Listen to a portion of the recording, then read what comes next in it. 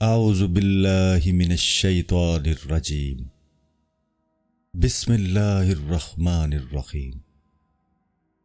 اللہم صلی علی سیدنا و مولانا محمد وعلی آل سیدنا و مولانا محمد وبارک وسلم۔ 8ویں اصل سماع اور وجد کے آداب میں ہم اس کے احکام و مسائل انشاءاللہ العزیز 2 بابوں میں بیان کریں گے۔ پہلا باب اس امر کے بیان میں کہ کون سا سماع حلال ہے اور کون سا حرام ہے۔ دوسرا باب سماع کے آثار اور اس کے آداب کے بیان میں۔ باب اول سماع کے مباح ہونے اور حرام و حلال ہونے کے بیان میں جاننا چاہیے کہ بندے کے دل میں اللہ تعالیٰ کا ایک سر اور راز ہے۔ جس طرح پتھر میں آگ پوشیدہ ہوتی ہے،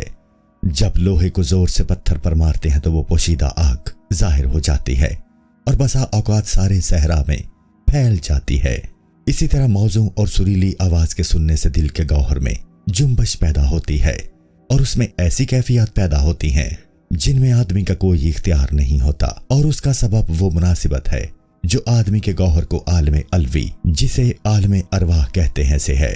اور عالم الوی عالم حسن و جمال ہے، اور حسن و جمال کی اصل تناسب ہے، اور جو کچھ متناسب ہے اس عالم کے حسن و جمال کی نمودکاری سے ہے، اور وہ متناسب جو عالم محسوسات میں پایا جاتا ہے سب اس عالم کے حسن و جمال کا ثمرہ ہے۔ موضوع و متناسب آواز بھی اس عالم سے مشابہت رکھتی ہے اور اس عالم کے عجائبات میں سے ہے۔ اس بنا پر دل میں ایک قسم کی آگاہی پیدا ہوتی ہے اور ایک طرح کی حرکت اور شوق ظاہر ہوتا ہے جسے آدمی محسوس کرتا ہے کہ یہ کیا شے ہے، اور صرف اس قدر احساس اس دل میں پیدا ہوتا ہے جو سادہ اور اس عشق و شوق سے خالی ہوتی ہے، جو بندے کو عالم الوی کے راستے پر ڈالتا ہے۔ اور وہ دل جو عشق و شوق سے خالی نہ ہو بلکہ پہلے سے ہی شوق کی کسی کیفیت سے موصوف ہو تو سریلی آواز سننے سے اس میں مزید حرکت پیدا ہوتی ہے۔ جس طرح آگ کو پھونک مارتے ہیں تو جل اٹھتی ہے، اور جس شخص کے دل میں شوق الہی کے دل کا راستہ ہو اس کے لیے سماع ضروری ہے تاکہ وہ شوق تیز تر ہو جائے، اور جس شخص کے دل میں بری باتوں سے پیار و الفت ہو سماع اس کے لیے زہر قاتل اور حرام ہے۔ علماء کرام کا سماع میں اختلاف ہے کہ حرام ہے یا حلال۔ حرام کہنے والے ظاہر بین علماء ہیں جن کے دل میں یہ صورت نہیں کہ خدا تعالیٰ کی دوستی فی الواقع آدمی کے دل میں گھس آتی ہے، کیونکہ ظاہر بین عالم یہ کہتا ہے کہ آدمی کی دوستی اپنی جنس سے ہی استوار ہو سکتی ہے۔ جو چیز آدمی کی جنس سے نہ ہو اور اس کی کوئی نظیر و مثال بھی نہ ہو تو اس سے رشتہ دوستی کیسے استوار ہو سکتا ہے؟ تو ایسے عالم کے نزدیک صرف مخلوق کی صورتوں سے ہی عشق کیا جا سکتا ہے، کیونکہ اگر عشق کے خالق کسی صورت یا تشبیہ کے واسطے سے ہو تو یہ باطل ہے، اسی بنا پر اچھا لگتا ہے، اور یہ دونوں باتیں دین میں مذموم اور بری ہیں۔ لیکن اس عالم کا خیال درست نہیں ہے، کیونکہ اس سے یہ دریافت کیا جائے کہ مخلوق کے خدا تعالیٰ کے ساتھ دوستی کے واجب اور ضروری ہونے کے کیا معنی ہے، تو وہ اس کا معنی خدا تعالیٰ کی فرما برداری اور طاعت کرنے کو قرار دیتا ہے، اور یہ بہت بڑی غلطی ہے جس میں ایسے عالم مبتلا ہیں، اور ہم رکن منجیات کی کتاب محبت میں اس کی وضاحت کریں گے۔ یہاں ہم اتنی بات کہتے ہیں کہ سماع کا جواز دل سے حاصل کرنا چاہیے، کیونکہ سماع کوئی ایسی چیز پیدا نہیں کرتا جو پہلے سے دل میں موجود نہ ہو، بلکہ صرف اس چیز میں جنبش پیدا کرتا ہے جو پہلے سے اس میں موجود ہوتی ہے۔ اور جس شخص کے دل میں ایسی بات موجود ہو جو شرع میں محبوب اور پسندیدہ ہے اور اس کی تقویت مقصود ہوتی ہے، جب سماع اس کی تقویت کا باعث ہوتا ہے تو اس کا ثواب بڑھ جاتا ہے۔ اور جس آدمی کے دل میں کسی باطل اور غلط چیز کا خیال جاگزین ہو جو شرع میں مذموم اور بری ہو تو ایسے آدمی کے لیے سماع عذاب ہے۔ اور جس آدمی کا دل ان دونوں سے خالی ہو اور صرف کھیل تماشے کے طور پر سنے اور طبع کے مطابق اس سے محظوظ ہو تو اس کے لیے سماع مباح ہے۔ پس سماع کی 3 قسمیں ہوئیں۔ قسم اول یہ ہے کہ غفلت، دل لگی اور کھیل تماشے کے طور پر سنے۔ یہ اہل غفلت کا طریقہ ہے، اور دنیا سب کے سب لہو و لعب اور کھیل تماشا ہے، تو سماع کی یہ قسم بھی اسی میں داخل ہے۔ اور یہ کہنا درست نہیں کہ سماع چونکہ خوشی اور مسرت کا موجب ہے اور اچھا معلوم ہوتا ہے اسی وجہ سے حرام ہے، کیونکہ ہر خوشی و مسرت کی بات حرام نہیں ہے، اور خوشی و مسرت کی باتوں میں جو حرام ہے وہ اس وجہ سے حرام نہیں ہے کہ وہ طبیعت کو اچھی لگتی ہیں، بلکہ اس کی وجہ یہ ہے کہ ان میں کچھ ضرور نقصان ہوتا ہے، ورنہ چڑیوں کی آواز بھی تو اچھی لگتی اور مرغوب ہوتی ہے، حالانکہ حرام نہیں بلکہ سبزہ زار، بہتا ہوا پانی اور پھول کلیاں وغیرہ اشیاء طبیعت کو اچھی لگتی ہیں اور حرام بھی نہیں ہے۔ تو سریلی آواز کان کے حق میں آنکھ کے لیے سبزہ زار اور بہتے ہوئے پانی کی طرح ہے، اور ناک کے لیے خوشبو کی طرح ہے، اور قوت ذائقہ کے لیے لذیذ کھانے کی طرح ہے۔ اسی طرح حکمت کی اچھی اچھی باتیں عقل کے لیے اور ان حواس میں سے ہر ایک کے لیے ایک قسم کی لذت پائی جاتی ہے۔ تو کیا وجہ ہے کہ سب چیزیں تو حرام نہ ہوں لیکن سما حرام ہو؟ اور اس بات کی دلیل کہ خوشبو اور کھیل تماشا وغیرہ حرام نہیں ہے یہ ہے کہ حضرت عائشہ رضی اللہ تعالی عنہا روایت کرتی ہیں کہ عید کے دن چند حبشی مسجد کے صحن میں کھیل رہے تھے، یعنی مسجد کے صحن میں مشق کے طور پر جنگی ہتھیاروں کے ساتھ کچھ کرتب کر رہے تھے۔ رسول اکرم صلی اللہ علیہ وآلہ وسلم نے فرمایا کہ کیا تو بھی دیکھنا چاہتی ہے؟ میں نے کہا ہاں، تو آپ نے اپنے ہاتھ نیچے کر لیے اور میں نے اپنی ٹھوڑی ان پر رکھی، اور میں اتنی دیر دیکھتی رہی کہ آپ نے چند دفعہ فرمایا کہ بس نہیں کرو گی؟ میں نے کہا نہیں، یہ حدیث مبارک صحیح ہے، اور ہم اسی کتاب میں یہ حدیث پہلے درج کر آئے ہیں۔ اس حدیث مبارک سے 5 قسم کی اجازت معلوم ہوتی ہے۔ ایک یہ کہ کھیلنا کودنا اور اسے دیکھنا جبکہ مقصد صحیح کے لیے ہو اور کبھی کبھی ہو حرام نہیں ہے، اور وہ حبشی اس کھیل کود میں رقص و سرور بھی کر رہے تھے۔ دوم یہ کہ وہ یہ کام مسجد میں کر رہے تھے۔ سوم یہ کہ حدیث مبارکہ میں ہے کہ رسول اللہ صلی اللہ علیہ وآلہ وسلم جس وقت حضرت عائشہ رضی اللہ تعالی عنہا کو لے کر وہاں گئے تو حبشیوں سے فرمایا، اے میرے لڑکو، کھیل میں مصروف ہو جاؤ، یہ آپ کا حکم تھا، اگر یہ حرام ہوتا تو آپ کیوں یہ حکم دیتے؟ چہارم یہ کہ آپ نے اس کو دیکھنے کی ابتدا کی اور حضرت عائشہ رضی اللہ عنہا سے فرمایا کہ تم بھی دیکھو گی، تو آپ نے گویا تقاضا فرمایا، اور یہ بات نہیں تھی کہ حضرت عائشہ رضی اللہ تعالی عنہا پہلے سے اسے دیکھ رہی تھیں اور آپ خاموش رہے، کیونکہ اس صورت میں بھی یہ گنجائش نکلتی ہے کہ کوئی شخص یہ کہے کہ آپ نے اس لیے ان کو منع نہ فرمایا تاکہ انہیں رنج نہ پہنچے، کیونکہ یہ بات بدخلقی میں داخل ہے۔ پنجم یہ کہ آپ خود حضرت عائشہ رضی اللہ تعالی عنہا کے ساتھ کافی وقت کھڑے رہے، حالانکہ کھیل تماشا کو دیکھنا آپ کا کام نہیں تھا، اور اس سے معلوم ہوتا ہے کہ عورتوں اور بچوں کی موافقت کے لیے ایسا کرنا تاکہ اس طرح کے کام دیکھ کر ان کا دل خوش ہو نیک اخلاق میں ہے، اور یہ بات اپنے آپ کو الگ کر لینے اور اپنی پارسائی ظاہر کرنے سے افضل ہے۔ اور یہ بات بھی صحیح حدیث سے مبارک میں آئی ہے کہ حضرت عائشہ صدیقہ رضی اللہ تعالی عنہا روایت کرتی ہیں کہ جب میں ابھی نابالغ بچی تھی اور گڑیوں کو بنا سنوار کر رکھتی تھی جس طرح چھوٹی بچیوں کی عادت ہوتی ہے، اور کچھ اور بچے بھی آ جاتے تھے، جب حضور علیہ الصلوۃ والسلام تشریف لاتے تو بچے وہاں سے بھاگ جاتے، تو حضور علیہ الصلوۃ والسلام ان کو واپس میرے پاس بھیجتے۔ ایک دن آپ نے ایک بچے سے فرمایا کہ یہ گڑیاں کیا ہیں؟ اس نے کہا یہ میری بچیاں ہیں۔ آپ نے فرمایا یہ کیا ہے جسے تو نے ان کے درمیان باندھا ہوا ہے؟ اس نے جواب دیا یہ ان کا گھوڑا ہے۔ آپ نے فرمایا اس گھوڑے پر یہ کیا ہے؟ اس نے عرض کیا کہ یہ اس کے بالوں پر ہیں۔ رسول اکرم صلی اللہ علیہ وآلہ وسلم نے فرمایا گھوڑے کے بالوں پر کہاں ہوتے ہیں؟ اس نے عرض کیا آپ نے نہیں سنا کہ حضرت سلیمان علیہ الصلوۃ والسلام کے گھوڑے کے بالوں پر تھے؟ یہ بات سن کر رسول اکرم صلی اللہ علیہ وآلہ وسلم ہنس پڑے، یہاں تک کہ آپ کے دندان مبارک دکھائی دینے لگے۔ میں نے یہ روایت اس لیے نقل کی ہے تاکہ معلوم ہو جائے کہ نفرت کرنا، ترشرو ہونا اور ایسے کام سے اپنے آپ کو الگ رکھنا دین میں سے نہیں ہے، خاص کر بچوں کے لیے اور اس شخص کے لیے جو وہ کام کرے جو اس کے لیے برا محسوس نہ ہوتا ہو۔ اور یہ حدیث مبارک اس امر کی دلیل ہے کہ صورت بنانا جائز ہے، کیونکہ بچوں کی گڑیاں لکڑی اور کپڑے کی ہوتی ہیں اور پوری شکل و صورت نہیں رکھتی۔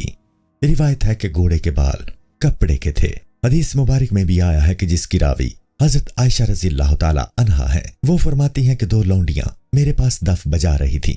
اور عید کا دن تھا۔ حضور علیہ الصلوۃ والسلام گھر میں تشریف لائے اور بچھے ہوئے کپڑے پر دوسری طرف منہ کر کے سو گئے۔ اسی دوران حضرت ابوبکر صدیق رضی اللہ تعالی عنہ حاضر ہوئے اور ان لونڈیوں کو ڈانٹا اور فرمایا کہ رسول خدا صلی اللہ علیہ وآلہ وسلم کے گھر میں شیطانی گانا گاتی ہو۔ رسول اکرم صلی اللہ علیہ وآلہ وسلم نے حضرت ابوبکر رضی اللہ تعالی عنہ سے فرمایا انہیں چھوڑ دے کہ آج عید کا دن ہے، تو اس حدیث مبارکہ سے معلوم ہوتا ہے کہ دف بجانا اور گانا گانا مباح ہے، اور شک نہیں ہے کہ دف بجانے اور گانے کی آواز حضور علیہ الصلوۃ والسلام کے کانوں تک پہنچ رہی تھی، تو آپ کا سننا اور حضرت ابو بکر صدیق رضی اللہ تعالی عنہ کو منع کرنے سے روکنا اس کے مباح ہونے کی واضح دلیل ہے۔ دوسری قسم یہ ہے کہ دل میں تو برا خیال ہو، جیسے کسی عورت یا لڑکے سے دوستی ہو اور اس کے سامنے سریلی آواز سے سماع کرے تاکہ لذت میں اضافہ ہو، یا اپنے معشوق کی عدم موجودگی میں اس کے وصال کی امید پر سماع کرے تاکہ شوق میں اضافہ ہو، یا ایسا گانا سنے جس میں زلف خال اور جمال کا ذکر ہو اور اپنے تصورات پر اس گانے کو چسپاں کرے، تو یہ جرم ہے۔ اور اکثر نوجوان اسی قسم کے ہوتے ہیں، کیونکہ ایسا فعل برائی کے عشق کی آگ کو اور تیز کرتا ہے، اور جس آگ کو بجھانا ضروری ہے اسے جلانا کیسے جائز ہو سکتا ہے؟ البتہ اگر یہ عشق اپنی بیوی یا اپنی لونڈی سے ہو تو یہ دنیا کی چیز سے نفع اٹھانے میں داخل ہے اور جائز ہے۔ ہاں، جب بیوی کو طلاق دے دے یا لونڈی کو فروخت کر دے تو پھر اس سے عشق و محبت کا تعلق قائم کرنا حرام ہے۔ تیسری قسم یہ ہے کہ دل میں کوئی اچھی بات ہو، جیسے سماع سے قوت حاصل ہوتی ہو، اور یہ 4 قسم پر ہے۔ قسم اول، حاجیوں کا خانہ کعبہ اور جنگل کی صفت میں اشعار پڑھنا، کیونکہ یہ اشعار خانہ خدا کے ساتھ محبت کی آگ کو آدمی کے باطن میں جوش پیدا کرتے ہیں۔ ایسا سماع اس شخص کے لیے درست ہے جو حج کو جا رہا ہو، لیکن وہ آدمی جسے اس کے ماں باپ حج کی اجازت نہ دے یا اور کسی وجہ سے حج کو جا نہ سکتا ہو، اور اس کے لیے ایسے اشعار کا سننا روا نہیں، اور یہ چیز دل میں اس آرزو کو قوی کرتی ہے۔ البتہ اگر یہ جانتا ہو کہ اگر شوق میں اضافہ ہو گیا تو پھر بھی وہ حج پر جانے کی قدرت رکھتا ہے اور اپنے گھر میں ہی ٹھہرا رہے گا، تو اس صورت میں ایسے اشعار کا سننا مباح ہے۔ اور اسی کے نزدیک ہے غازیوں کا گانا اور سماع، جو لوگوں کو خدا کے دشمنوں کے ساتھ جنگ اور جہاد پر آمادہ کرتے ہیں اور خدا تعالیٰ کی دوستی میں جان کو ہتھیلی پر رکھنے کی آرزو رکھتے ہیں، تو اس کا بھی ثواب ہے۔ اسی طرح وہ اشعار پڑھنا جن کی میدان جہاد میں عادت ہو، تاکہ مجاہدین میں دلیری پیدا ہو اور جنگ کرنے پر آمادہ ہو اور دلیری میں اضافے کا باعث ہو، تو ان پر بھی ثواب ملے گا۔ جنگ ہو رہی ہو، البتہ اگر یہ جنگ اہل حق سے ہو تو پھر ایسا کرنا حرام ہے۔ قسم دوم، وہ گانا اور رونا جس سے رونا آئے اور دل کے درد میں اضافہ ہو، تو اس میں بھی ثواب ہے، جبکہ یہ رونا اپنی مسلمانی میں کوتاہی کے مرتکب ہونے اور اپنے گناہوں کو یاد کر کے ہو اور بلند درجے فوت ہو جانے سے ہو اور خدا کی خوشنودی کے لیے ہو، جیسے حضرت داؤد علیہ الصلوۃ والسلام کا رونا۔ آپ اس قدر زار و قطار روتے تھے کہ اس کی درد انگیزی سے متاثر ہو کر کئی جنازے اٹھتے تھے، اور آپ نہایت خوش الحان اور خوش آواز تھے۔ اور اگر دل میں حرام کام کا صدمہ ہو تو اس پر رونا اور اظہار غم کرنا بھی حرام ہے، جیسے کوئی عزیز مر جائے تو اس پر بین کرنا، کیونکہ خدا تعالیٰ فرماتا ہے تاکہ تم لوگ فوت شدہ چیز پر غم نہ کرو، اور جب کوئی شخص قضائے الہی پر راضی نہ ہو اور اس پر اظہار غم کرے اور نوحہ اور بین کرے تاکہ غم اور صدمہ میں اضافہ ہو، تو ایسا کرنا حرام ہے، اور ایسے بین اور نوحہ گری پر اجرت وصول کرنا بھی حرام ہے، اور ایسا کرنے سے وہ گناہگار ہوگا اور اس کو سننے والا بھی گناہگار ہوگا۔ تیسری قسم یہ ہے کہ دل میں خوشی ہو اور چاہے کہ سماع کے ذریعے اس خوشی میں اضافہ کرے،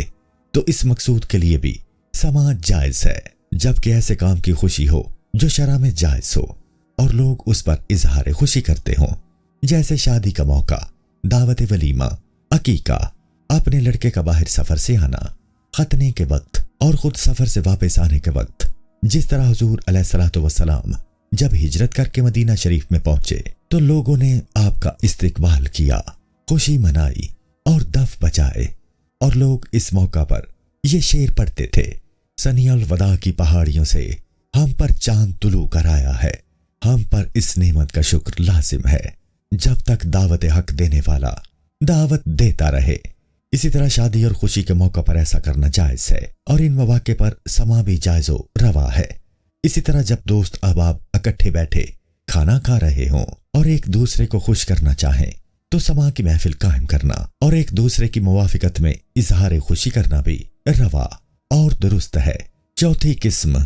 اصل بات یہ ہے کہ جب کسی شخص کے دل پر خدا تعالیٰ کی دوستی کا غلبہ ہو چکا ہو اور حد عشق تک پہنچ چکا ہو تو اس کے حق میں سما ضروری ہوتا ہے، کیونکہ اس سما کا اثر بہت سی رسمی قسم کی خیرات سے زیادہ ہوتا ہے، اور جو چیز بھی خدا تعالیٰ کی دوستی میں اضافہ کا باعث ہو اس کی قدر و قیمت زیادہ ہوتی ہے۔ صوفیوں میں جو سما مروج ہے اس کی بنا اور اصل یہی بات ہے، مگر اب اس میں بھی رسم کی ملاوٹ ہو چکی ہے۔ اس گروہ کے سبب جو ظاہری صورت میں تو صوفی ہیں مگر معنی اور حقیقت صوفی سے مفلس اور تہی دست ہے، اور سما اس آتش عشق کے بھڑکانے میں بڑا اثر رکھتا ہے۔ صوفیہ میں سے بعض وہ ہوتے ہیں جن کو دوران سما مکاشفات ہوتے ہیں، اور اس میں ان کو وہ لطف حاصل ہوتا ہے جو سما کے علاوہ نصیب نہیں ہو سکتا، اور وہ لطیف احوال جو ان پر سما کے دوران وارد ہوتے ہیں انہیں وجد کہتے ہیں۔ اور یہ بھی ہوتا ہے کہ سما سے ان کا دل اس قدر پاک و صاف ہو جاتا ہے جس طرح چاندی کو آگ میں ڈال کر میل کچیل سے پاک کر دیتے ہیں، سما بھی دل میں ایسی ہی آگ لگا دیتا ہے جس سے دل کی تمام قدورتیں دھل جاتی ہیں، اور یہ چیز بسا اوقات بہت سی ریاضتوں سے بھی حاصل نہیں ہو سکتی، اور اس مناسبت کو جو روح انسانی کو عالم ارواح سے ہے تیز تر کر دیتا ہے۔ چنانچہ بعض اوقات یہ حالت ہو جاتی ہے کہ وہ کلیتاً اس عالم فانی سے کٹ جاتا اور جو کچھ جہاں میں ہے اس سے بے خبر ہو جاتا ہے، اور یہ بھی ہو جاتا ہے کہ اس کے اعضاء کی طاقت جاتی رہتی ہے اور وہ گر پڑتا اور بے ہوش ہو جاتا ہے۔ تو سما کے دوران میں اسے پیش آنے والے جو حالات مطابق شرع درست اور صحیح ہوتے ہیں ان کا بڑا درجہ ہے، اور جو شخص ان حالات کی تصدیق کرتا ہے اور مجلس میں موجود ہوتا ہے وہ بھی اس کی برکات سے محروم نہیں رہتا۔ تاہم یہ بات بھی اپنی جگہ پر ہے کہ جہاں بہت سی غلطیوں کا اندیشہ ہوتا ہے اور بہت سے مبنی بر خطا گمان آدمی کے دل میں پیدا ہو جاتے ہیں، اور اس کے حق و باطل کے نشانات کو پختہ کار اور راستے سے واقف کار بزرگ ہی جانتے ہیں،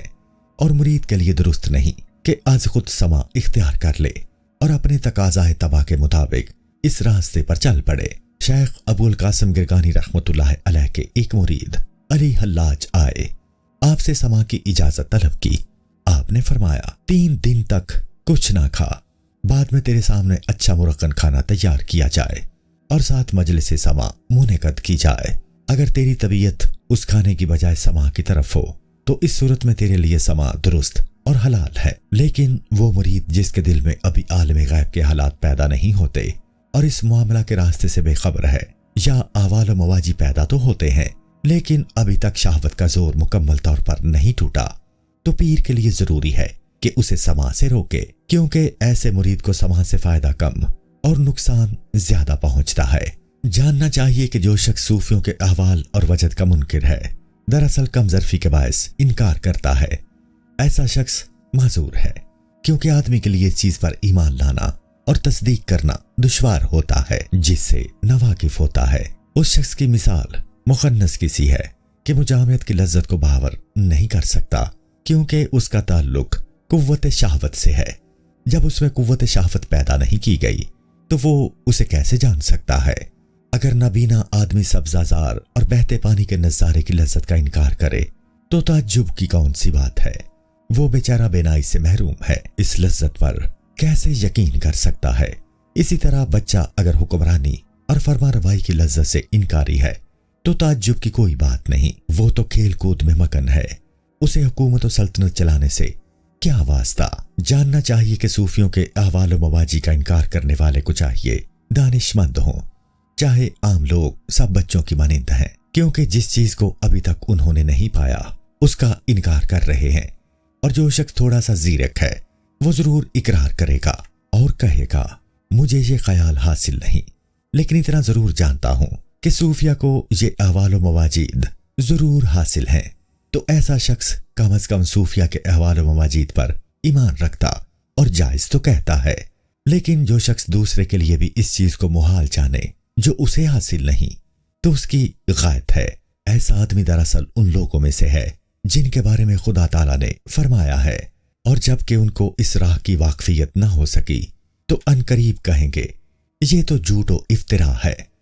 فصل، جاننا چاہیے کہ جہاں ہم نے سما کو مباح قرار دیا ہے وہیں 5 وجہ سے وہ سما حرام بھی ہو جاتا ہے۔ پہلی وجہ یہ ہے کہ سما عورت یا لڑکے سے سنے کہ یہ دونوں شہوت کا موجب ہیں، یہ سما حرام ہے، اگر کسی آدمی کا دل حق تعالیٰ کے کام میں ڈوبا ہوا ہو، جب شہوت جو اس کی فطرت و سرشت میں داخل ہے اور اچھی صورت اس کی آنکھوں کے سامنے آئے گی، تو شیطان اس کی مدد کے لیے اٹھ کھڑا ہوگا اور یہ سما شہوت کی آگ بھڑکانے کا موجب بن جائے گا۔ ہاں، اس بچے کی زبان سے سما درست ہے جو فتنے کا موجب نہ ہو، مگر عورت چاہے کتنی بھی بدصورت ہو، اس کی زبان سے سما جائز نہیں جبکہ اسے دیکھ رہا ہو، کیونکہ عورتیں جس شکل و صورت کی بھی ہوں انہیں دیکھنا حرام ہے، اور اگر عورت کی آواز پردہ کے پیچھے سے آ رہی ہو تو اگر فتنے کا باعث ہو تو حرام ہے، ورنہ مباح۔ اس کی دلیل یہ ہے کہ دو لونڈیاں حضرت عائشہ رضی اللہ عنہا کے گھر میں گا رہی تھیں، اور بلا شبہ ان کی آواز نبی کریم صلی اللہ علیہ وآلہ وسلم سن رہے تھے، لہٰذا عورتوں کی آواز پردے میں رہنے والی چیز نہیں، جس طرح لڑکوں کے چہرے، لیکن لڑکوں کو شہوت کی نگاہ سے دیکھنا جو فتنے کا موجب ہے حرام ہے، اور عورتوں کی آواز کا بھی یہی حکم ہے، اور حکم کے حالات کے بدلنے سے بدلتا رہتا ہے، کیونکہ بعض لوگ مضبوط ارادے کے مالک ہوتے ہیں، انہیں فتنے میں مبتلا ہونے کا ڈر نہیں ہوتا، اور بعض جو پختگی کے مالک نہیں ہوتے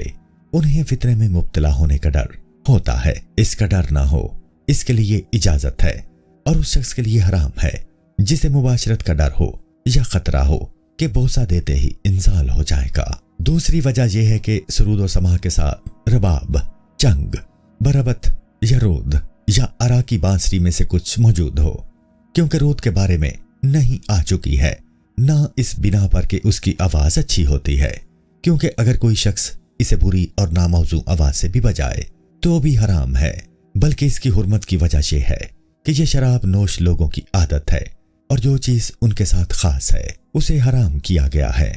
شراب کے تابع سمجھتے ہوئے، کیونکہ یہ شراب کی یاد کو تازہ کرتی ہے اور اس کی خواہش کو تیز کرتی ہے، لیکن طبل، شاہین اور دف اگرچہ اس میں دائرے پڑے ہوئے ہوں حرام نہیں ہے، کیونکہ اس کے بارے میں حدیث کے اندر کچھ نہیں آیا، اور یہ رود کی طرح نہیں ہے، کیونکہ یہ چیزیں شراب خوروں کی عادت اور شعار نہیں ہے، لہٰذا انہیں اس پر قیاس نہیں کر سکتے۔ دف تو خود حضور علیہ الصلوۃ والسلام کے سامنے بجایا گیا ہے، اور آپ نے شادی بیاہ کے موقع پر اس کے بجانے کی اجازت دی ہے، اور اس پر دائرے وغیرہ چاہے کتنے ہی زیادہ ہوں حرام نہیں ہے۔ اور حاجیوں اور غازیوں کے طبل بجانا ایک رسم ہے، لیکن ہجروں کا طبلہ حرام ہے، کیونکہ یہ ان کا شعار ہے، اور یہ ایک لمبی شکل کا طبلہ ہوتا ہے، اس کا درمیانی حصہ باریک ہوتا ہے اور دونوں سرے چوڑے ہوتے ہیں، لیکن شاہین کا سر اگر نیچے کی طرف نہ بھی ہو کسی طرح بھی حرام نہیں ہے، کیونکہ اسے بجانا چرواہوں کی عادت ہے۔ امام شافعی رحمۃ اللہ تعالی علیہ فرماتے ہیں کہ شاہین کے حلال اور جائز ہونے کی دلیل یہ ہے کہ اس کی خوش آواز ایک دفعہ حضور علیہ الصلوۃ والسلام کے کانوں میں پہنچی تو آپ نے انگلی اپنے کانوں میں ڈال لی،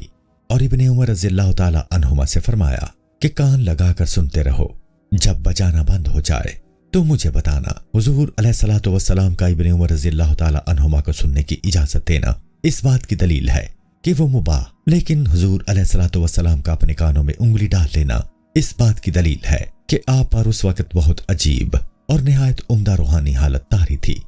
آپ نے خیال فرمایا ہوگا کہ یہ آواز مجھے اس حال سے روک دے گی، کیونکہ سماع خداوند تعالیٰ کے شوق کو حرکت میں لانے کا بڑا اثر رکھتا ہے،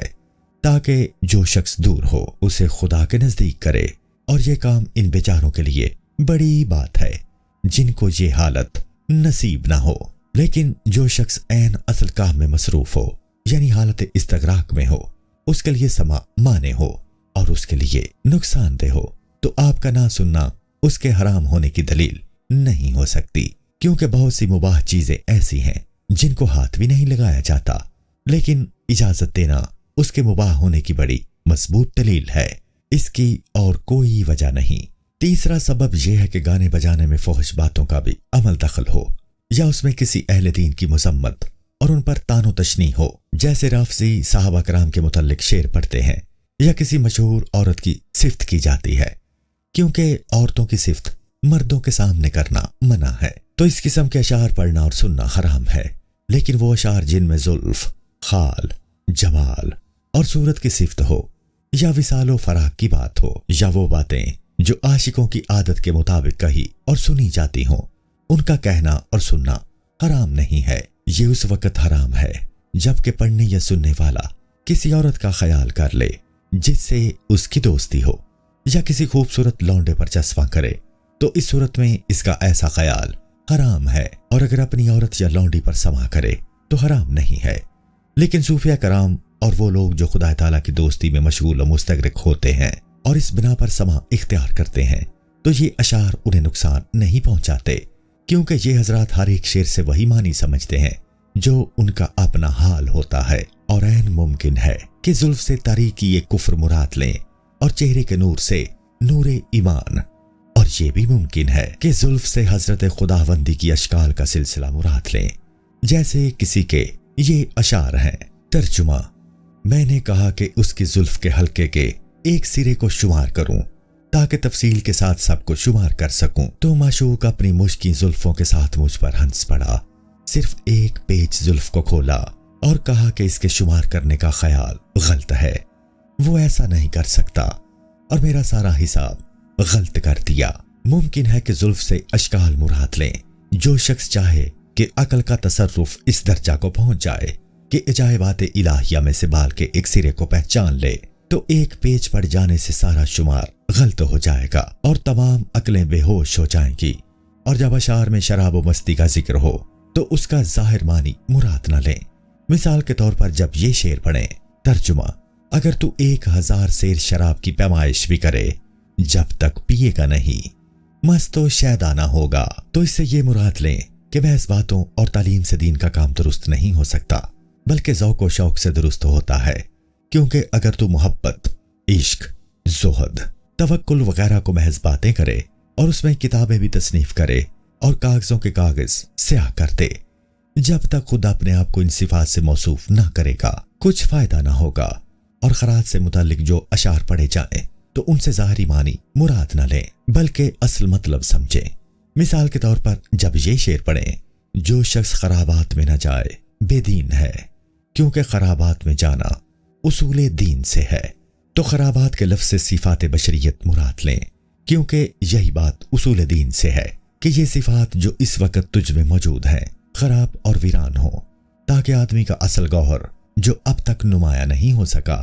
مارز وجود میں آ جائے اور تو اس کے ساتھ آباد ہو جائے۔ اور ان بزرگوں کی فہم و فراست کی تفصیل لمبی ہے، کیونکہ ہر ایک کی سمجھ اس کی نظر کے مطابق ہے اور دوسرے کی سمجھ سے الگ ہے۔ سما کے باب میں نے اس قدر جو بیان کیا ہے، اس کا سبب یہ ہے کہ بے وقوف اور بدعتی لوگوں کا ایک گروہ ان بزرگوں پر طعن و تشنیع کرتا ہے کہ یہ لوگ صنم، زلف و خال اور مستی و خرابات کی باتیں کرتے اور سنتے ہیں، حالانکہ یہ سب کو حرام و ناروا ہے۔ یہ احمق لوگ خیال کرتے ہیں کہ ہم نے ان بزرگوں پر بڑی حجت قائم کر دی ہے اور بہت بڑا اعتراض کر دیا ہے، حالانکہ حقیقت میں یہ لوگ بزرگوں کے حال سے بالکل بے خبر ہیں۔ ان حضرات کو خود وجد ہوتا ہے، مگر شعر کے معنی پر نہیں بلکہ محض آواز پر ہوتا ہے، کیونکہ شاہین کی آواز اگرچہ کچھ معنی نہیں رکھتی، اس کے باوجود وجد کا باعث بن جاتی ہیں۔ اسی بنا پر جو لوگ عربی اشعار نہیں سمجھتے انہیں بھی یہ اشعار سن کر وجد ہوتا ہے۔ احمق لوگ ہنستے ہیں کہ عربی اشعار تو ان کی سمجھ میں نہیں آتے، وجد میں کیوں آتے ہیں؟ ان احمقوں کو پتہ نہیں کہ اونٹ عربی نہیں سمجھتا، اس کے باوجود عرب حدی خانوں کی آواز سے وجد میں آ کر، قوت اور خوشی میں آ کر باری بوجھ لے کر بے خودی کے عالم میں اس قدر چلتا ہے کہ جب منزل پر پہنچتا ہے اور وجد کی کیفیت زائل ہو جاتی ہے تو فوراً زمین پر گر پڑتا ہے اور ہلاک ہو جاتا ہے۔ ان منکرین کو چاہیے کہ گدھے اور اونٹ سے جھگڑیں اور مناظرہ کریں کہ تو عربی تو سمجھتا نہیں، تو یہ خوشی تجھے کیسے پیدا ہوتی ہے؟ ممکن ہے کہ عربی اشعار سے بزرگ حضرات ظاہری معنوں کے علاوہ کچھ اور معنی مراد لیتے ہوں، اور جو خیالات ان کے ذہن میں ہیں اس کے مطابق معنی مراد لیتے ہوں، کیونکہ ان کو شعر کی تفسیر سے کوئی سروکار نہیں ہوتا۔ جس طرح ایک شخص نے یہ الفاظ پڑھے، تمہارے خیال نے نیند میں میری زیارت کی، تو ایک صوفی کو وجد آ گیا، لوگوں نے دریافت کیا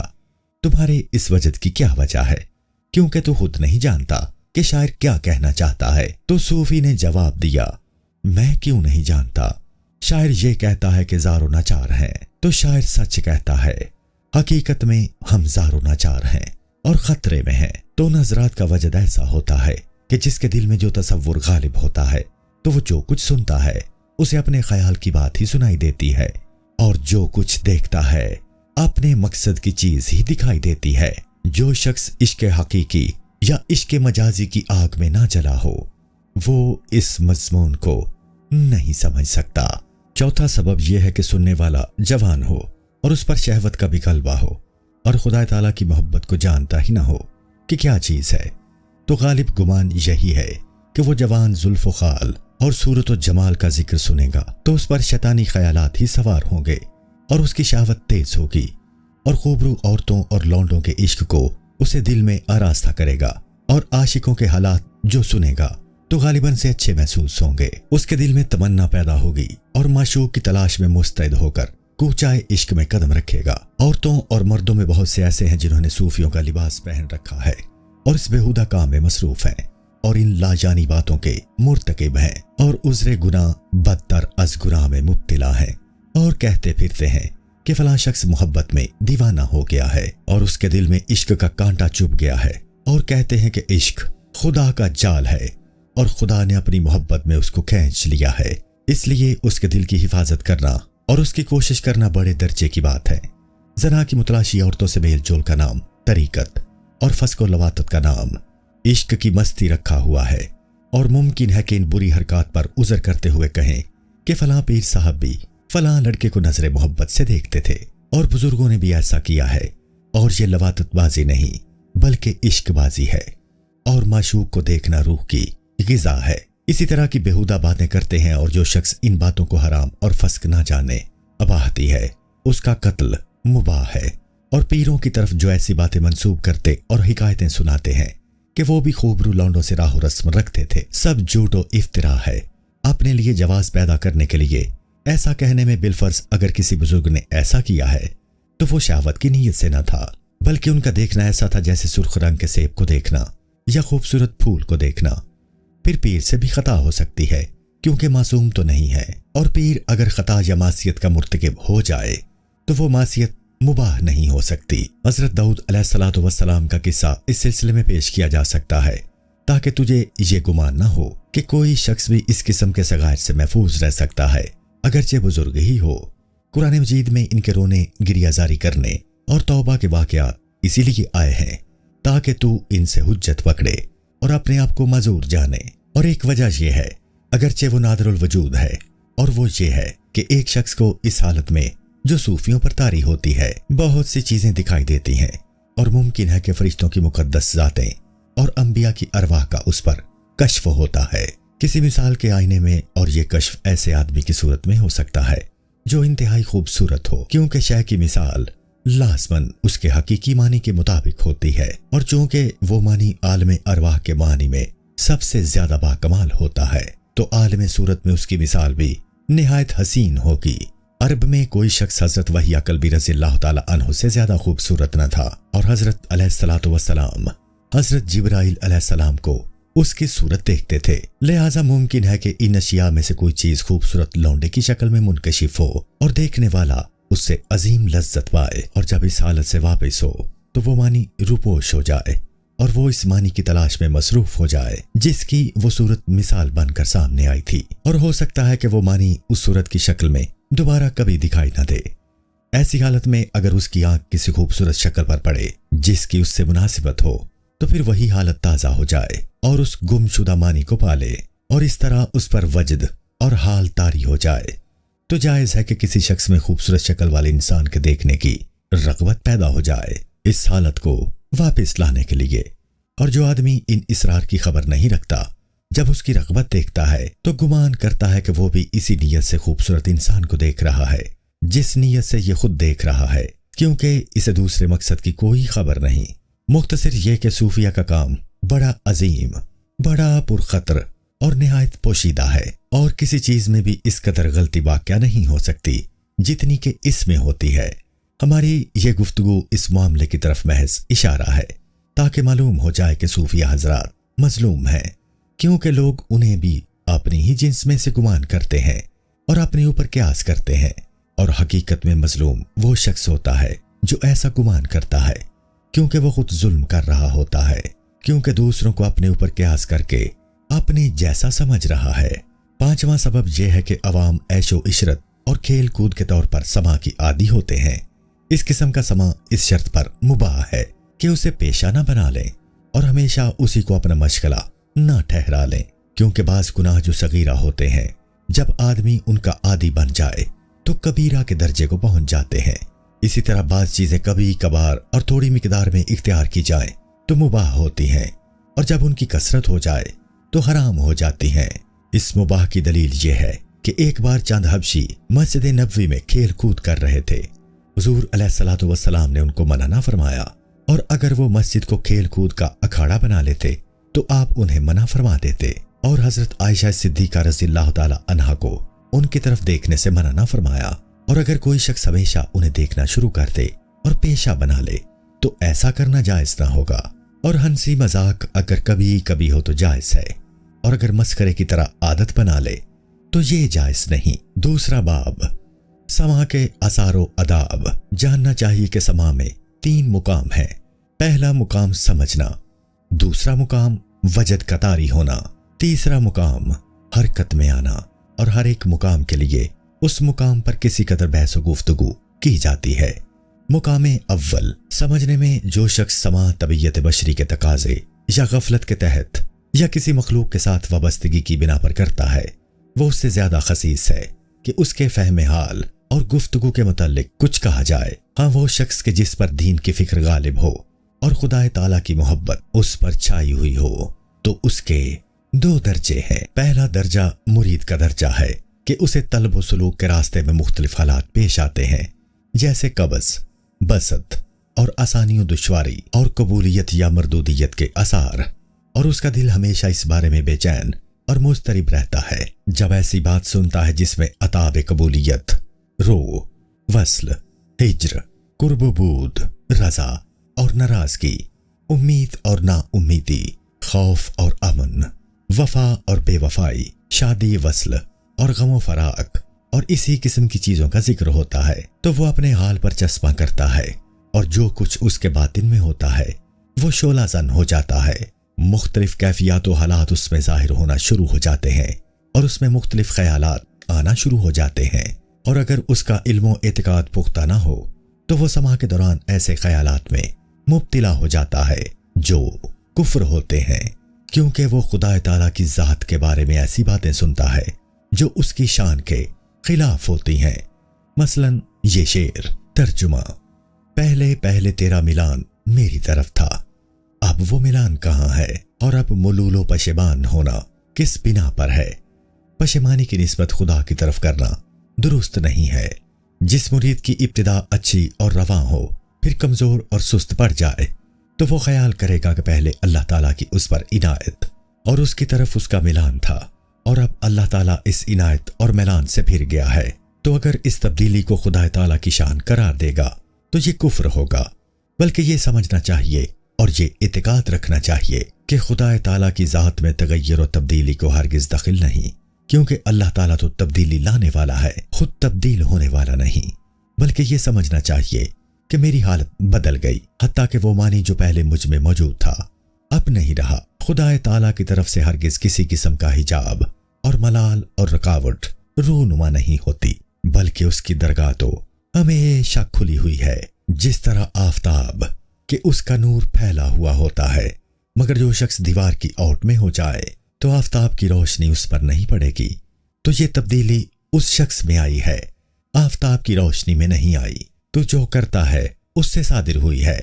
चाहिए कि हिजाब व कमी को अपनी तरफ निस्बत करें, खुदा ताला की तरफ मंसूब ना करे। इस मिसाल से मकसूद यह है कि नुकसान और तगय्युर की सिफात और कैफियत अपने और अपने नफ्स के हक में तसव्वुर करें, और जो जलाल व जमाल मौजूद रहे उसे खुदा ताला की शान समझे। मुरीद अगर इल्म का ये सरमाया और ये समझ और फरासत नहीं रखता तो जल्द ही कुफर के फितने में मुब्तिला होगा और उसे पता भी नहीं होगा। इसी वजह से खुदा ताला की मोहब्बत में समा इख्तियार करने में बड़ा खतरा है। दूसरा दर्जा यह है कि समा इख्तियार करने वाला मुरीदैन के दर्जे से आगे निकल गया हो और हालात व मुकामात को पीछे छोड़ गया हो और इंतहा को पहुंच चुका हो, जिसे अगर मासिवाए अल्लाह ताला की तरफ निस्बत करें तो फना और नीस्ती कहते हैं, और अगर खुदा ताला की तरफ निस्बत करें तो तौहीद और जुगानकत के नाम से मौसूम करते हैं। ऐसे आदमी का समा मानी समझने के लिए नहीं होता, बल्कि समा के साथ ही फना और नीस्ती और तौहीद व युगानगत उसके लिए ताज़ा हो जाती है और वो अपने आप से बिल्कुल गायब हो जाता है और इस जहान से बेखबर हो जाता है। और बसा औकात उसकी ये हालत हो जाती है कि अगर आग में गिर पड़े तो उसे कोई खबर नहीं होती। जैसे हज़रत शेख अबुल हसन नूरी रहमतुल्लाह ताला अलैह हालत वजद में गए कि कटे हुए खेत में दौड़ पड़े। गन्ने की जड़ों से उनके पांव बिल्कुल कट गए, लेकिन उन्हें बिल्कुल खबर ना हुई। यह कामल तरीन वजद का नक्शा है, लेकिन मुरीदैन का वजद सिफात बशरियत के साथ होता है। और वो वजद ये है कि मुरीद को उसकी जात से निकाल लिया जाता है। जिस तरह वो औरतें जिन्होंने हज़रत यूसुफ अलैहिस्सलातु वस्सलाम को देखा तो वो अपने आप को भूल गईं और अपने हाथ काट डाले। ऐ अजीज, तुझे चाहिए कि इस किस्म की नीस्ती और फना का इनकार ना करे और ये ना कहे कि मैं तो इसे देखता हूं। वो नीस्त कैसे हो गया? क्योंकि मुरीद वजद की हालत में वो नहीं है जैसे तू देखता है। क्योंकि एक शख्स जो मर जाता है तो उस वक्त भी तो उसे देख रहा होता है, हालांकि वो नीस्त हो चुका है। लिहाजा उसकी हकीकत वो लतीफ मानी है जो मारिफत का महल है। जब तमाम चीजों की पहचान और मारिफत उससे गायब हो गई तो सब चीजें उसके हक में नीस्त और फना हो गईं। और जब वो अपने आप से भी बेखबर हो गया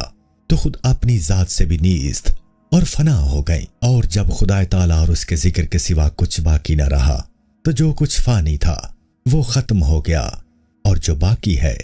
वही रह गया। युगानगत और तौहीद के यही मानी है कि जब आदमी खुदा ताला के सिवा कुछ नहीं देखता तो कहता है कि सब कुछ वही है। इस हालत में वो ये भी कहता है कि मैं भी नहीं हूं, या यूं कहता है कि मैं भी नहीं, या यूं कहता है कि मैं खुद वही हूं। और एक ग्रोह यह गलती में मुब्तिला है और इस नीस्ती और फना को हुलूल से ताबीर किया, यानी ये ख्याल किया कि खुदा मेरे अंदर घुस आया है। और एक ग्रोह ने इस मुकाम को इत्तेहाद से ताबीर किया, यानी कि बंदा और खुदा एक हो जाते हैं। माज़अल्लाह। और इसकी मिसाल ऐसे है जैसे किसी आदमी ने पहले कभी आईना ना देखा हो और अब आईना सामने रखकर अपनी सूरत उसमें देखे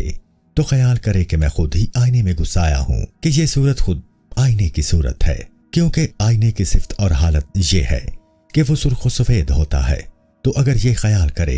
कि मैं खुद आईने में आ गया हूं तो ये हलूल है। और अगर ये समझे कि आईना उसकी सूरत बन गया है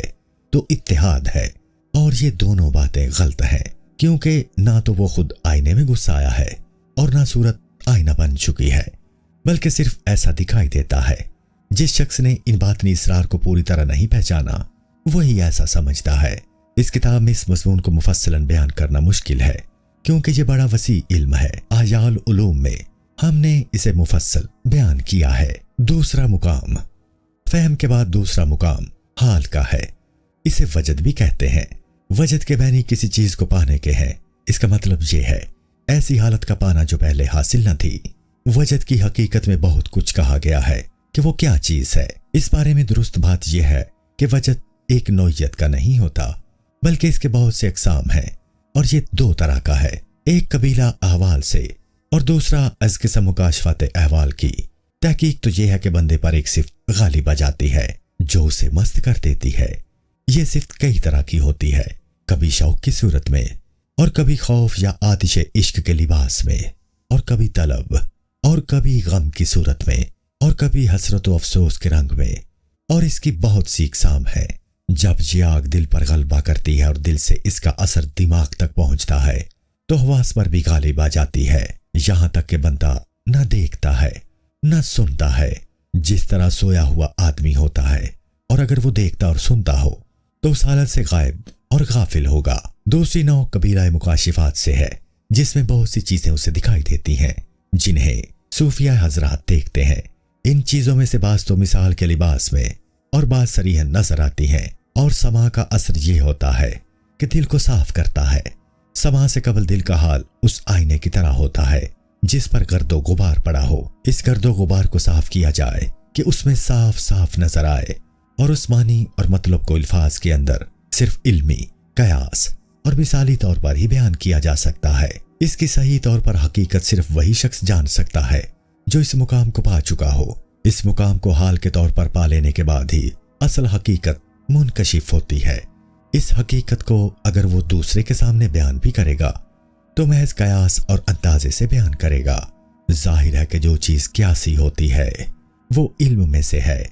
ذوق میں سے نہیں۔ تاہم اس قدر تفصیل اس لیے بیان کرتی ہے کہ وہ لوگ جو ذوق کے طور پر اس حال تک پہنچے اس کی صداقت کو تسلیم کریں، انکار نہ کریں کہ اس کا انکار نقصان دہ ہے۔ اور سب سے بے وقوف وہ شخص ہے جو یہ گمان کرے کہ جو کچھ اس کے خزانہ میں نہیں بادشاہوں کے خزانہ میں بھی نہیں ہے۔ اور اس سے بھی بڑھ کر وہ آدمی بے وقوف ہے جو اپنی مختصر پونجی کو دیکھ کر اپنے آپ کو بادشاہ تصور کر لے اور کہنا شروع کر دے کہ سب کچھ میرے پاس ہے اور سب کچھ میرا ہو چکا ہے، اور جو کچھ میرے پاس نہیں اس کا وجود ہی نہیں۔ اس دو طرح کی بے وقوفی کے باعث انسان انکار و حقائق کے فتنے میں مبتلا ہوتا ہے۔ جاننا چاہیے کہ وجد تکلف و بناوٹ سے بھی ہوتا ہے۔ ایسا وجد عین نفاق ہے۔ ہاں، اگر وجد کے اسباب اپنے اندر تکلف سے پیدا کرے اس امید پر کہ حقیقت وجد نصیب ہو جائے تو یہ نفاق نہیں۔ اور حدیث میں وار ہے کہ جب قرآن مجید سنو تو رو، اگر رونا نہ آئے تو تکلف سے رونا لاؤ۔ مطلب یہ ہے کہ جب دل میں تکلف بھی تم حزن کے اسباب پیدا کرو گے تو اس کا بھی اثر ہو جائے گا، چہ جائے کہ حقیقت میں واقع ہو۔ سوال، اگر کوئی سوال کرے کہ جب ان حضرات کا سماع حق ہے اور صرف حق کے لیے ہے، جو دعوت یعنی مجلس میں قرآن خوانی کرنے والے حضرات کو بٹھایا جاتا اور وہ لوگ قرآن پڑھتے نہ کہ قوالوں کو بلایا جاتا ہے اور وہ گانا گاتے ہیں، اس لیے کہ قرآن حق ہے اور سماع یعنی قوالی اس سے کہیں زیادہ پست ہے۔ اس سوال یا اعتراض کا جواب یہ ہے کہ سماع آیات قرآنی سے بہت ہوتا ہے اور ان آیات کو سن کر وجد بھی بکثرت آتا ہے، اور اکثر ایسا ہوتا ہے کہ قرآن حکیم سنتے سنتے بے ہوش بھی ہو جاتے ہیں، اور اکثر لوگوں نے اس حالت میں جان بھی دے دی ہے۔ ایسے واقعات کو بیان کرنا طوالت سے خالی نہیں ہے۔ ہم نے ایسے واقعات کتاب احیاء العلوم میں بیان کر دیے ہیں، لیکن یہ کہنا کہ بجائے قوال کے کسی مکری کو بلایا جائے اور قرآن شریف کے بدلے جو لوگ غزلیں گاتے ہیں اس کے 5 اسباب ہیں۔ اول یہ کہ تمام آیات قرآنی عاشقوں کے حالات سے مطابقت نہیں رکھتی ہیں، ان میں محبت کی باتیں نہیں ہوتی، اس لیے کہ قرآن حکیم میں کافروں کے قصے، اہل دنیا کے معاملات کے احکام کثرت سے ہیں، اور اس کے علاوہ اور بہت سے امور بیان کیے گئے ہیں، اس لیے کہ قرآن حکیم تمام قسم کے لوگوں کے درد کا مداوا ہے۔ اگر مکری یعنی قرآن خوان مثال کے طور پر یہ آیت پڑھے کہ میراث میں ماں کا 1/6 حصہ ہے اور بہن کا نصف یعنی 1/2 ہے، یا یہ آیت پڑھے کہ 4 ماہ 10 روز عدت کے ہیں، یا اس قسم کی دوسری آیتیں، تو ان آیتوں سے آتش عشق تیز نہیں ہو سکتی سوائے اس شخص کے جس کا عشق منتہائی کمال کو پہنچا ہوا ہو، اگرچہ اس کے لیے بھی یہ احکام اس کے مقصود سے بہت دور اور دوری رکھتے ہیں، اور یہ بات بہت ہی شاذ و نادر ہے۔ دوسرا سبب یہ ہے کہ قرآن حکیم بکثرت یاد ہوتا ہے اور بہت لوگ پڑھتے ہیں، اور جس بات کو بہت کثرت سے سنا جاتا ہے اکثر حالات میں وہ دل میں ذوق و آگاہی پیدا نہیں کرتی ہے۔ یہ اس کے لیے ہی وجد آفرین ہو سکتا ہے جس نے پہلی ہی بار قرآن پاک سنا ہو، لیکن نیا قرآن نہیں پڑھا جا سکتا۔ حضور اکرم صلی اللہ علیہ وآلہ وسلم کی خدمت مبارکہ میں جب عرب کے لوگ حاضر ہوتے تھے اور تازہ یعنی پہلی بار قرآن شریف سنتے تھے تو رونے لگتے تھے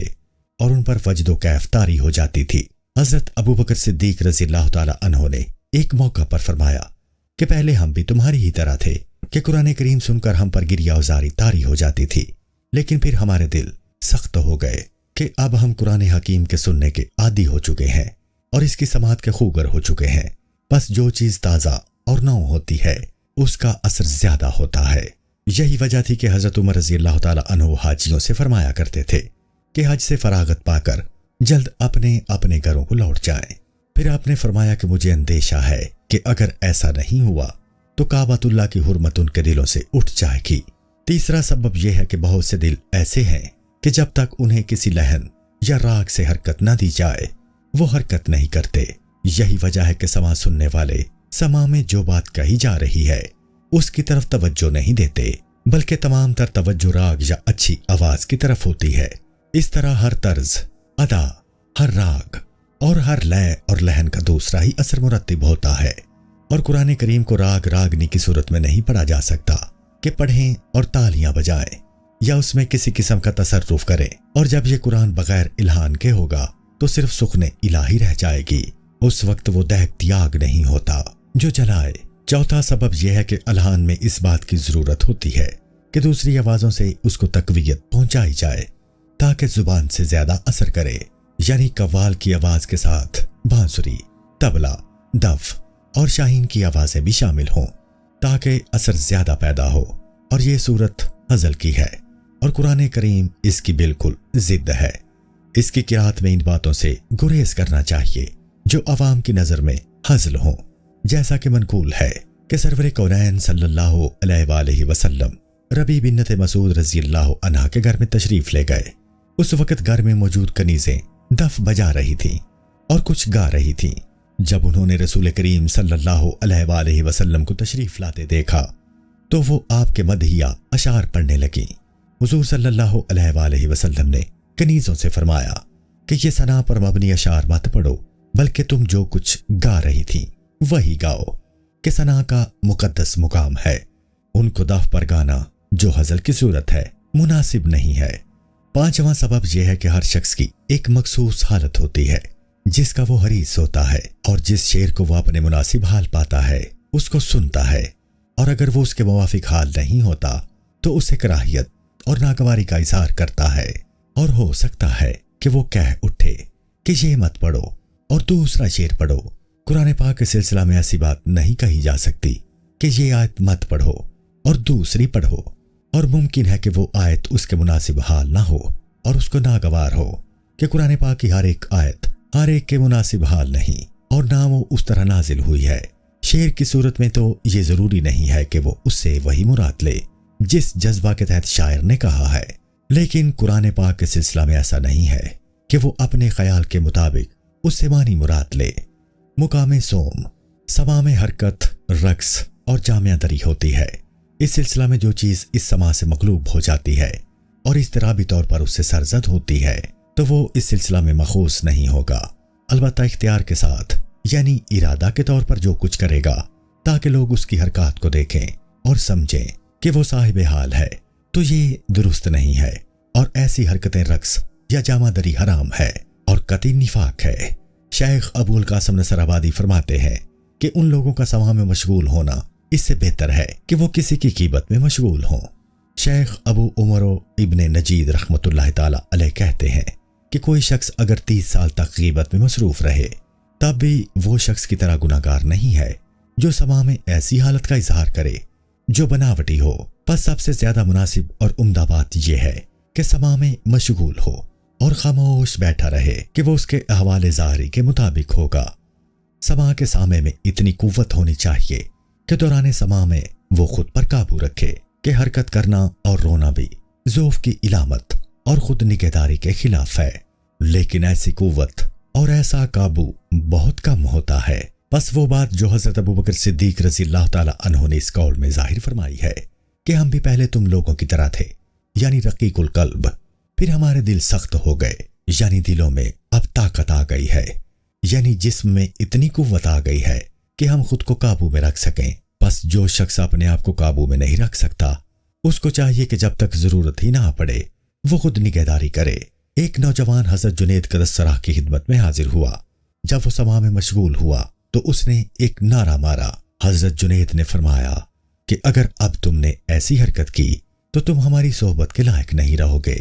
پس اس نے صبر کیا اور کیفیت سما کو برداشت کرتا رہا، اور اس کو بہت کوشش اس کام کے لیے کرنی پڑتی تھی۔ آخرکار ایک روز وہ بہت صبر کرتا رہا لیکن زیادہ ضبط نہیں کر سکا اور اس نے ایک نعرہ مارا، اس کا پیٹ پھٹ گیا اور وہ مر گیا۔ البتہ اگر کوئی شخص اپنی حالت کا اظہار نہیں کر رہا ہے اور وہ رقص کرنے لگے یا تکلف اور تصنع کو بغیر رونے لگے تو اس کے لیے ایسا کرنا روا ہے، اور رقص مباح ہے۔ کہ چند حبشی مسجد میں رقص کر رہے تھے تو حضرت عائشہ رضی اللہ تعالی عنہا نے ان کا رقص دیکھا تھا۔ جب رسول اکرم صلی اللہ علیہ وآلہ وسلم نے حضرت علی رضی اللہ تعالی عنہ سے فرمایا کہ اے علی، تم مجھ سے ہو اور میں تم سے ہوں، تو یہ سن کر آپ خوشی سے رقص کرنے لگے اور کئی مرتبہ زمین پر پاؤں مارا۔ اس طرح جب حضور اکرم صلی اللہ علیہ وآلہ وسلم نے حضرت جعفر طیار رضی اللہ عنہ سے فرمایا کہ اے جعفر، تم خلق اور خلق میں میری طرح ہو۔ یہ سن کر انہوں نے رقص کیا تھا۔ حضور اکرم صلی اللہ علیہ وآلہ وسلم حضرت زید بن حارثہ رضی اللہ عنہ سے فرمایا، تم میرے بھائی اور میرے مولا ہو، تو وہ بھی خوشی سے رقص کرنے لگے تھے۔ بس جو شخص ایسے رقص کو جو انبساط کے باعث ہو حرام کہتا ہے وہ غلطی پر ہے۔ ہاں، اگر رقص محض بازی کے طور پر ہو تو وہ حرام ہے کہ بازی بھی بجائے خود حرام ہے۔ اگر کوئی شخص اس لیے رقص کر رہا ہے کہ اس کے دل میں جو حالت پیدا ہوئی ہے وہ زیادہ قوی ہو جائے تو ایسا رقص بجائے خود محمود ہے۔ ہاں، جامہ دری اختیاری طور پر نہیں کرنا چاہیے کہ یہ مال کا زیاں ہے، البتہ اگر یہ کیفیت سے مغلوب ہو جائے تب روا ہے۔ اگرچہ جامہ دری اختیار ہی سے ہوتی ہے، لیکن بہت ممکن ہے کہ اس اختیار میں اضطرار ہو، اور اضطرار اس طرح غالب آ جائے کہ کپڑے نہ پھاڑنا چاہیے پھر بھی پھاڑ ڈالے۔ جیسے بیمار کا کراہنا اگرچہ اختیاری امر ہے، لیکن اگرچہ کراہنا نہ چاہے تب بھی کراہتا ہے، ورنہ جو کچھ ارادہ اور مقصد سے ہوتا ہے تو ہر وقت اس کو ترک کر سکتا ہے۔ بس جب کوئی اس طرح مغلوب ہو جائے تو اس سے مواخذہ نہیں ہے، اور جس طرح صوفی حضرات جامہ دری کرتے ہیں، اس کے ٹکڑوں اور پاروں کو تقسیم کر دیتے ہیں، اس پر ایک طبقہ نے اعتراض کیا ہے کہ ایسا نہیں کرنا چاہیے۔ تو یہ ان لوگوں کی غلطی ہے کہ لوگ تو ٹاٹ کو بھی ٹکڑے ٹکڑے نہیں کرتے ہیں، پیراہن دری تو بڑی بات ہے۔ بس اگر وہ بیکار نہیں پھاڑتے اور پھاڑ کر ضائع نہیں کرتے بلکہ ایک مقصد کے تحت پارا پارا کرتے ہیں تو ایسا کرنا روا ہے۔ اس طرح جب لباس کے پارے کو مزید 2-2 3-3 ٹکڑے کرتے ہیں تو غرض یہ ہوتی ہے کہ سب کو یہ ٹکڑے مل جائیں اور اس سے وہ اپنا سجادہ یا گدری تیار کر لیں۔ تو ایسا کرنا روا ہے کہ کوئی شخص کرپاس کے لباس کو 100 ٹکڑے کر ڈالے اور 100 درویشوں میں ان کو تقسیم کر دے تو ایسا کرنا مباح ہے، اس لیے کہ وہ ہر پارا کام میں آئے گا۔ آداب سماع: چاہیے کہ سماع میں 3 باتوں کا لحاظ رکھیں: زمان، مکان اور اخوان، محفل میں سننے والے ساتھی۔ زمان سے مراد یہ ہے کہ یہ نہیں ہونا چاہیے کہ ہر وقت سماع میں ہی مشغول ہیں، یا ایسے وقت مشغول ہوں یا نماز کا وقت ہو یا کھانے کے وقت سماع کیا جائے۔ جب دل پریشان اور پراگندہ ہوں تو سماع میں مشغول ہو جائیں، ایسا سماع بے فائدہ ہے۔ مکان سے مقصد یہ ہے کہ کوئی راہ گزر ہو یا ناپسندیدہ اور تاریک جگہ ہو، یا کسی ایسے نامہربان شخص کا مکان ہو جو ہر وقت غیظ و غضب میں رہتا ہو، تو ایسی جگہیں سماع کے لیے مناسب نہیں ہے۔ اخوان سے مراد یہ ہے کہ سماع کی محفل میں جو کوئی بھی حاضر ہو وہ سماع کا اہل ہو۔ جب کوئی متکبر و مغرور دنیا والا اس محفل میں موجود ہوگا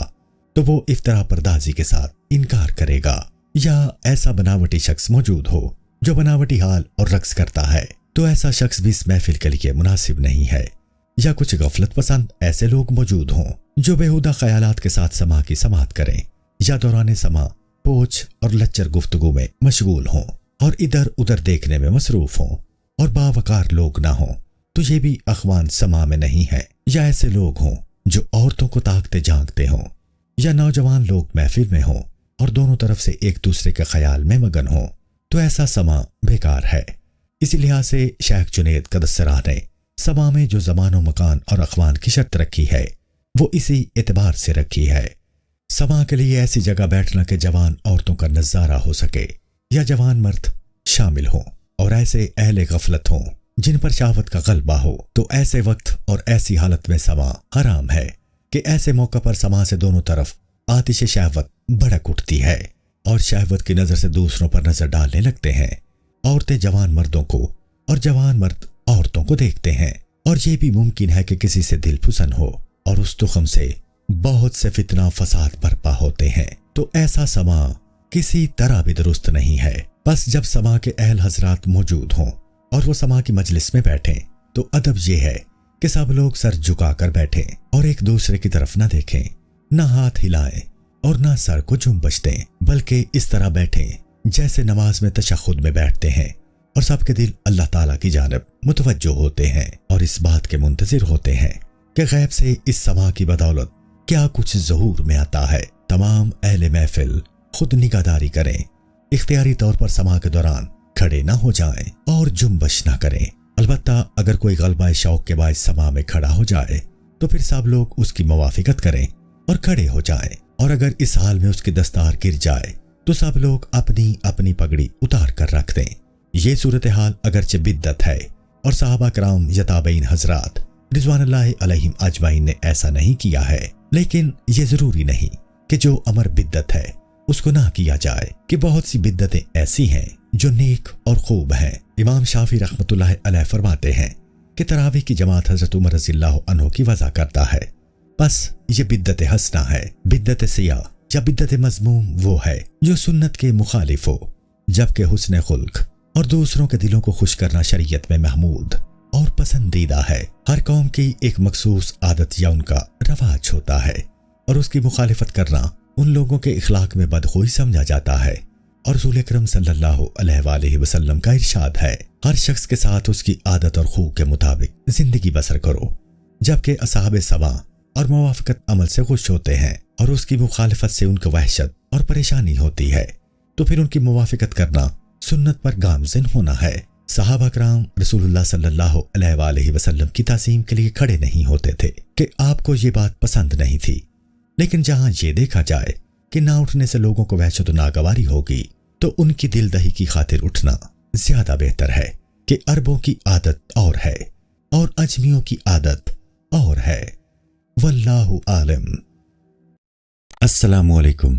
پوری کتاب دیکھنے کے لیے ہمارے یوٹیوب چینل صوفی سما کی پلے لسٹ میں جائیں۔ یہاں آپ کو مختلف بزرگوں کی کتابیں ملیں گی، اور جو کتاب پوری نہ ہوئی اس پر کام تیزی سے ہو رہا ہے اور ریگولر بیسس پر اپلوڈ ہوتی رہتی ہیں۔